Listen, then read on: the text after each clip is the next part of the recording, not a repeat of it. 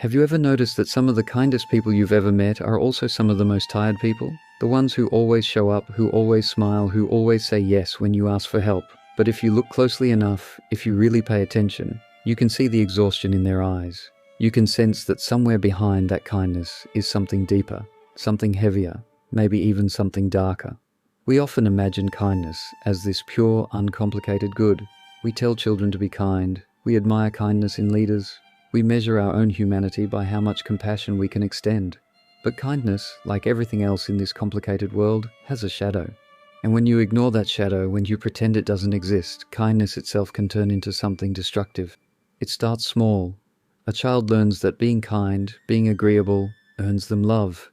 When they put their own needs aside to make others comfortable, they are rewarded with smiles, praise, maybe even affection they didn't receive otherwise.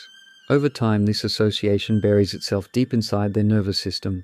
Kindness becomes survival, and the older they get, the harder it becomes to separate who they are from what others expect them to be. They become the reliable one, the good person, the friend who never complains. But here's the truth. When kindness is forced, when it is driven by fear of rejection or a desperate need to be valued, it's no longer pure kindness. It becomes a mask. And masks, when worn too long, start to suffocate the person beneath them. Think about the people in your life who are endlessly kind. They'll listen to your problems for hours. They'll help you move. They'll lend money they don't have. They'll sacrifice their own rest just to make sure you're okay. At first it feels admirable, even saintly. But if you've ever been that person, if you've lived that role, you know the truth. Behind every act of self-sacrifice is a quiet resentment. A voice that whispers, "What about me?" But that voice is often silenced because kindness, especially chronic kindness, comes with an unspoken rule. You're not allowed to put yourself first. Psychologists have studied this phenomenon, and it has a name: compassion fatigue. It describes what happens when someone gives so much of their empathy, so much of their care, that they eventually run dry. Healthcare workers experience it, teachers experience it, even parents experience it. But it's not only about professions. Everyday people, those who identify as kind souls, are at risk too. Studies show that people who consistently prioritize others over themselves report higher levels of anxiety, depression, and even physical health problems compared to those who maintain balance. Kindness, when unchecked, becomes self-eraser, and that's the dark side. Kindness without boundaries is not kindness at all. It becomes a subtle form of self-destruction. It's like watering every plant in the garden except your own roots. Eventually the gardener collapses and the entire garden withers with them.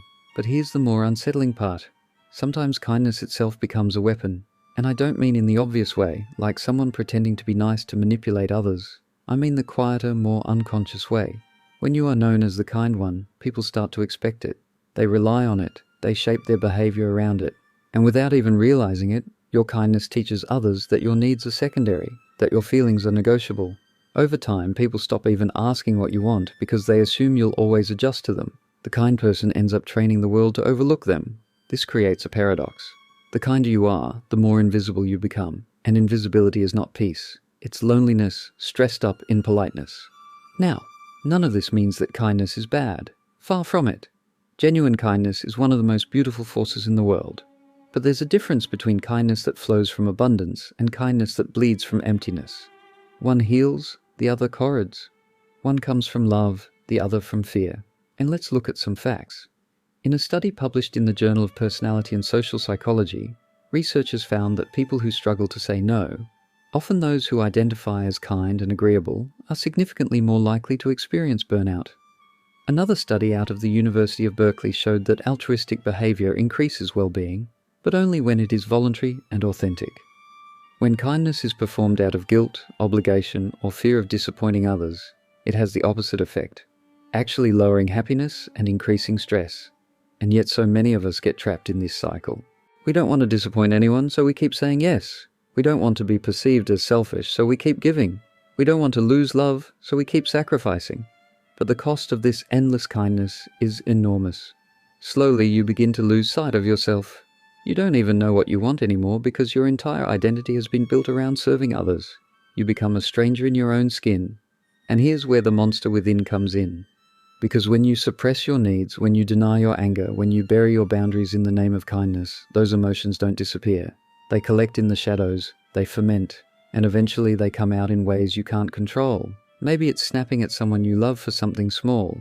Maybe it's passive-aggressive comments, resentment that leaks out in subtle ways, or maybe it's even darker. Years of repressed feelings exploding all at once, leaving you shocked at the person you've become. We like to imagine that kindness protects us from darkness, but in reality, kindness without honesty creates the perfect breeding ground for it. Because every time you say yes when you mean no, every time you smile when you want to cry, every time you hold back your truth to make someone else comfortable, you are not being kind. You are abandoning yourself, and abandonment always has consequences. Now, let's be real. Why do we do this? Why do kind people struggle so much with boundaries? The answer lies in our culture. From a young age, many of us are conditioned to believe that kindness equals worthiness, that being agreeable is safer than being authentic, that love is earned by what we give, not by who we are. Children who grow up in environments where love is conditional, where affection depends on performance, obedience, or self-sacrifice often carry this belief into adulthood. They become adults who confuse people-pleasing with kindness. But true kindness does not erase the self. True kindness includes the self. If your kindness is costing you your mental health, your joy, your energy, then it's not kindness anymore. It's self-neglect dressed as virtue. And this is where the education comes in. Neuroscience tells us that the brain has something called the mirror neuron system. It's what allows us to feel empathy. When you see someone in pain, your brain lights up as if you are in pain too. That's why kindness feels so natural to us as humans. We are wired to connect. But here's the catch. Mirror neurons don't distinguish between healthy empathy and destructive empathy. If you constantly expose yourself to others suffering without any boundaries, your brain essentially floods itself with stress signals. Over time, this leads to chronic stress responses, immune system issues, and emotional exhaustion. In other words, your brain is not built for endless boundaryless kindness. It's built for balanced connection. So the dark side of kindness is not that kindness itself is bad. It's that kindness can be twisted by fear, by conditioning, by culture, by our own unhealed wounds, into something that looks noble on the surface but slowly eats us alive inside. And when that happens, the very thing we thought was our greatest strength becomes the very thing that breaks us. Now, let's pause and reflect here. If you've ever felt this, the exhaustion, the resentment, the sense of being invisible, even though everyone calls you so kind, you're not alone. You're not broken. You're not defective. What you're experiencing is the natural consequence of a world that doesn't teach us how to balance giving with protecting ourselves.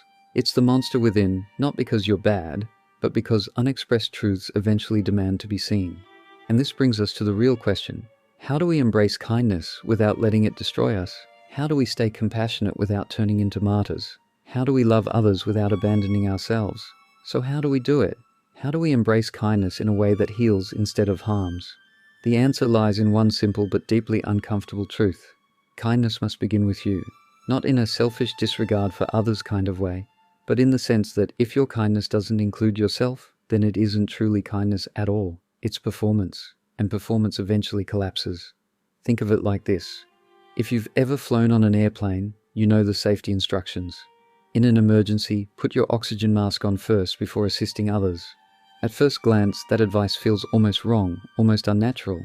Why would I not help my child or my loved one first? But the logic is undeniable. If you pass out from lack of oxygen, you can't help anyone. The same principle applies to kindness. If you neglect your own needs, your own rest, your own well-being, your ability to truly care for others eventually suffocates. This is where boundaries enter the picture, and boundaries for many kind people feel terrifying. Boundaries feel like rejection, they feel like selfishness, they feel like shutting people out.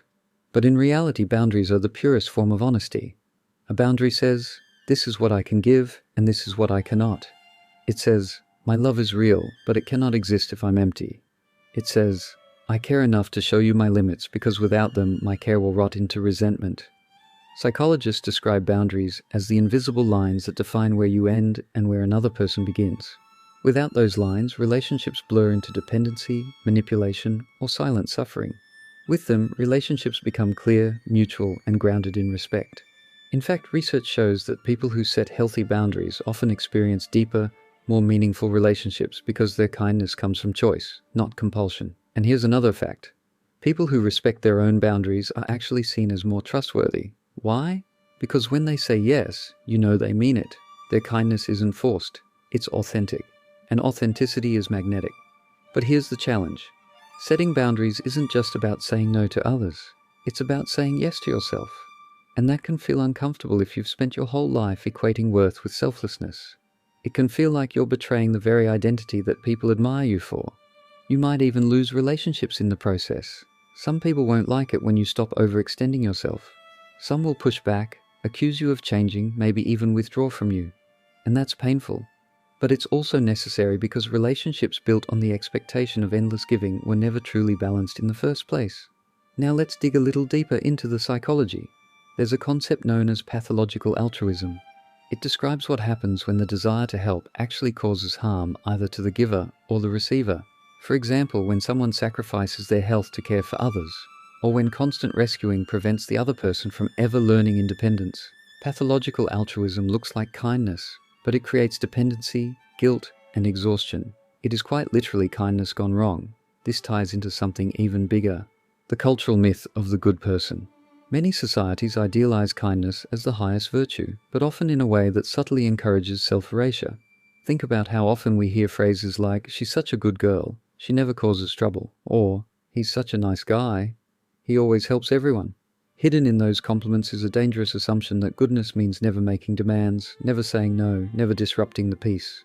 But real goodness is not about erasing yourself. It's about showing up as your full authentic self and still choosing compassion. When kindness comes from authenticity, it liberates. When it comes from fear, it enslaves. So what can you do practically to shift from enslaved kindness to liberated kindness? Here are some strategies, not as quick fixes, but as lifelong practices. First, practice the pause. When someone asks something of you, don't immediately say yes. Take a breath. Give yourself space to check in with your own needs. Ask, do I have the energy for this? Do I want to do this? Is this request aligned with my values? Even a few seconds of reflection can save you from automatic people-pleasing. Second, learn the power of gentle no's. A no doesn't have to be harsh. It can be compassionate and kind. I care about you, but I can't take this on right now. Or, I'd love to help, but I don't have the capacity. The world won't fall apart if you say no. In fact, the more honest you are, the more people will respect your yes. Third, reframe your worth. Your value is not determined by how much you give away. Your value is intrinsic. You existed before anyone needed you, before you learned to perform kindness to survive. You are worthy of love even when you say no, even when you rest, even when you take nothing on your shoulders. Fourth, tend to your own garden. Fill yourself with the things that nourish you, friendships that feed your soul, creative pursuits, moments of stillness. When you live from abundance rather than scarcity, kindness flows naturally. It's not forced, it's not depleting. It becomes a gift rather than a transaction. And fifth, allow yourself to feel the harder emotions. Anger, frustration, sadness. These are not enemies of kindness. They are signals. They tell you when your boundaries are being crossed, when your needs are being ignored. If you suppress them, they morph into the monster within. But if you acknowledge them, if you listen, they become guides that point you toward balance. Let's return to the metaphor of masks. For many people, kindness has become a lifelong mask. The smile you wear to cover the exhaustion, the yes you give to avoid conflict, the generosity you perform to prove your worth. But masks are heavy, and the longer you wear them, the harder it becomes to remember what your own face looks like. The real journey is not to throw away kindness, but to remove the mask and let kindness come from the real you. The you that can say yes and no with equal honesty. The you that is kind without disappearing. There is an old saying, if you want to know who you truly are, look at how you treat yourself when no one is watching. That's where authentic kindness begins. Not in the approval of others, not in the praise of being the nice one, but in the quiet choices you make for your own well-being. Do you rest when you're tired? Do you forgive yourself when you fail? Do you speak to yourself with compassion? If not, then your kindness to others is built on a fragile foundation. The irony is this. When you treat yourself with true kindness, your kindness toward others becomes more powerful, not less, because it comes from overflow, not depletion. It inspires rather than exhausts. It invites others to rise with you instead of lean on you endlessly. And maybe that's the final lesson here. The dark side of kindness isn't about rejecting kindness. It's about transforming it from a mask into a mirror, from compulsion into choice, from survival into love. So the next time someone tells you that you're so kind, pause for a moment. Ask yourself, is this kindness coming from fear or from freedom, from exhaustion or from abundance, from the mask or from the real me? The answer to that question will tell you more about yourself than any compliment ever could. Because at the end of the day, the monster within kind people is not their anger, not their limits, not their boundaries. The real monster is self-neglect. And once you face it, once you set down the mask, you'll discover that your kindness doesn't disappear. It only grows stronger, sharper, more radiant. It becomes the kind of kindness that doesn't just keep others alive, but keeps you alive too. And maybe that's the ultimate kindness, to live fully as yourself, without erasing, without performing, without apologizing. To show the world that compassion doesn't mean self-eraser. It means truth. That's the kind of kindness the world needs most. Not endless yeses, not silent suffering, but the courage to love without losing.